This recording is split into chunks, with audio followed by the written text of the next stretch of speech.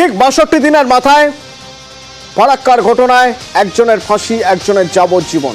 ঠিক ৬২ দিনের মাথায় কুলতলিতে ফাঁসি, অর্থাৎ কুলতলিতে সাজা ঘোষণা। অথচ আর্চিকরের এখনো পর্যন্ত বিচার হলো না।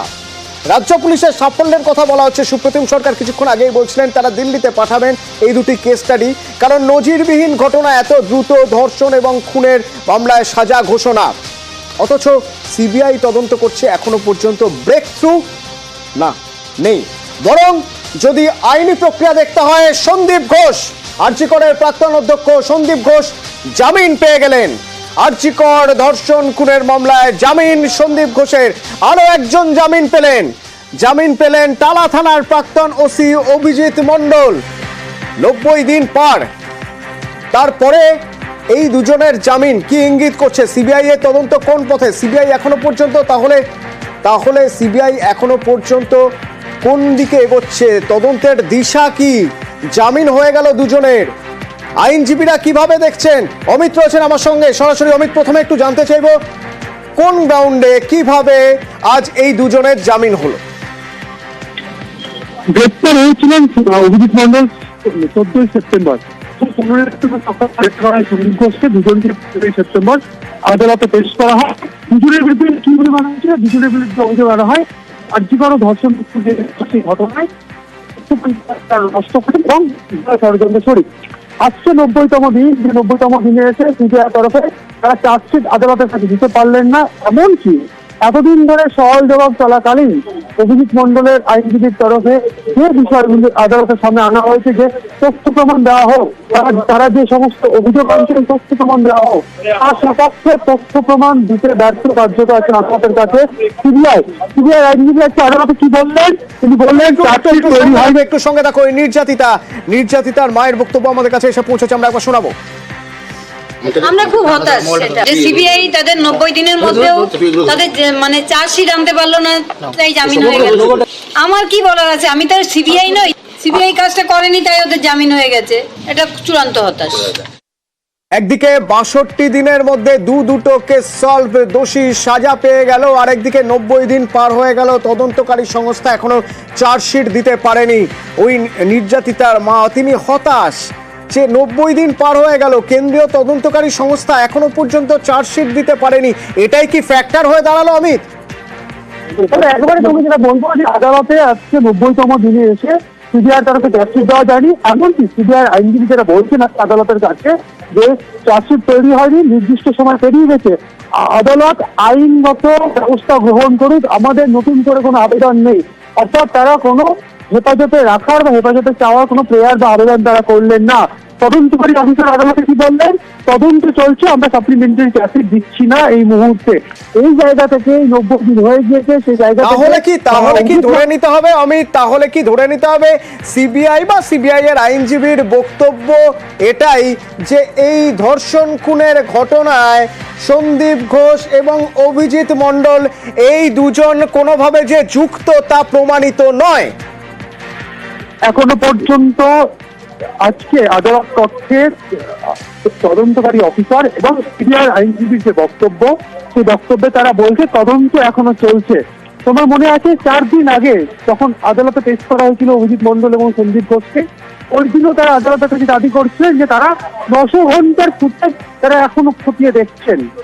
তাহলে এখানেই অভিযুক্ত পক্ষের যারা আইনজীবী রয়েছেন মোহাম্মদ সাজিদ এবং জোসেফ রাও, তারা আদালতের কাছে প্রশ্ন তুলেছিলেন। আমরা প্রশ্ন দেখেছিলাম সওয়াল চলাকালীন যে কেন আটকে রাখা হচ্ছে, কেন আমার মক্কেলকে 90 দিন ধরে কষ্ট দেওয়া হচ্ছে হেফাজতে রেখে, যখন সিবিআই তথ্য প্রমাণ এখনো পর্যন্ত তারা খতিয়ে দেখছেন, এখনো পর্যন্ত তথ্য প্রমাণ তারা জোগাড় করার কাজ করছেন, তাহলে কেন আটকে রাখা হচ্ছে?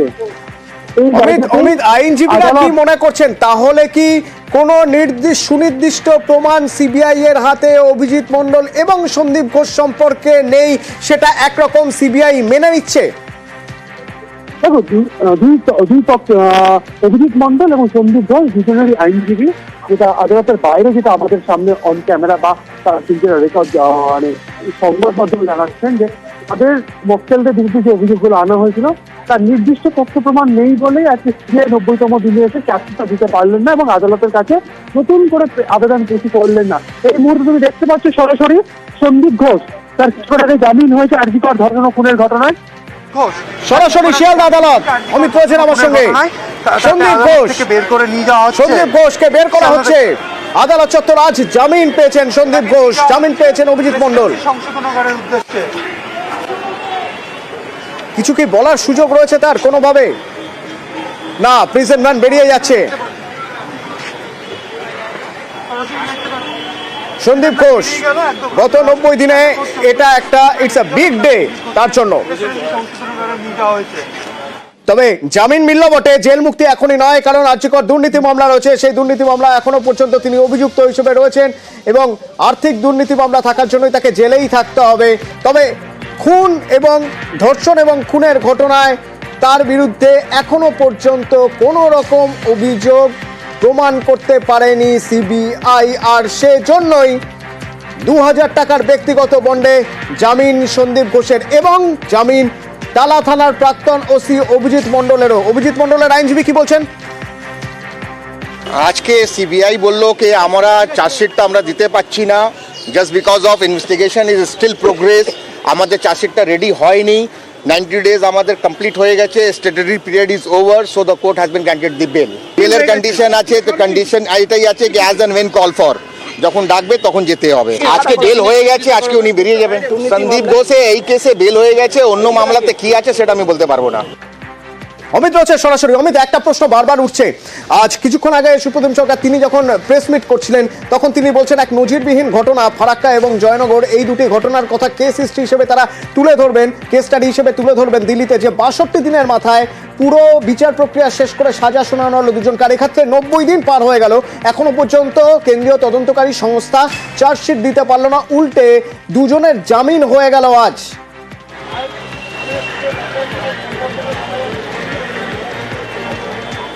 একেবারেই এই প্রশ্নই আইনজীবী মহলেও কিন্তু ইতিমধ্যে উঠতে শুরু করেছে, কারণ যে অভিযোগগুলো আনা হয়েছিল এই দুই অভিযুক্তের ক্ষেত্রে আমরা দেখেছি গত 90 দিন ধরে 14 দিন অন্তর অন্তর আদালতের শুনানির দিন ধার্য হয়েছে এবং প্রতিটি ফরওয়ার্ডিং লেটার বা রিমান্ডে সিবিআইয়ের তরফে কোনোদিন বলা হয়েছে তারা টেলিফোনিক কনভারসেশন তারা পেয়েছেন, সেটা এক্সামিন করা হচ্ছে। কোথাও তিনি দেখছেন যে ডিভিআর, 5টি ডিভিআরের কথা কখনো বলা হচ্ছে, কখনো টালা থানার ফুটেজের কথা বলা হচ্ছে, প্রতিটা ক্ষেত্রে তারা খতিয়ে দেখছেন এমনটা বলা হচ্ছে। সেই ক্ষেত্রে আইনজীবীদের তরফে যেটা প্রশ্ন করা হচ্ছে যে কোথাও গিয়ে কি তথ্য প্রমাণ জোগাড় করতে তারা সিবিআই ব্যর্থ হলো, এই জায়গা থেকেই 90 দিনের মাথায় এসে চার্জশিট তারা দিতে পারলেন না, সেই জায়গা থেকে কি জামিন পেতে হলো। কারণ আজকে আদালতে সিবিআইয়ের তরফে বা সিবিআইয়ের আইনজীবীর তরফে যেটা বলা হয় যে তাদের তরফে চার্জশিট বা সাপ্লিমেন্টারি চার্জশিট দেওয়া যাচ্ছে না, আদালত আইনের যা প্রভিশন রয়েছে সেই হিসাবে ব্যবস্থা নিক।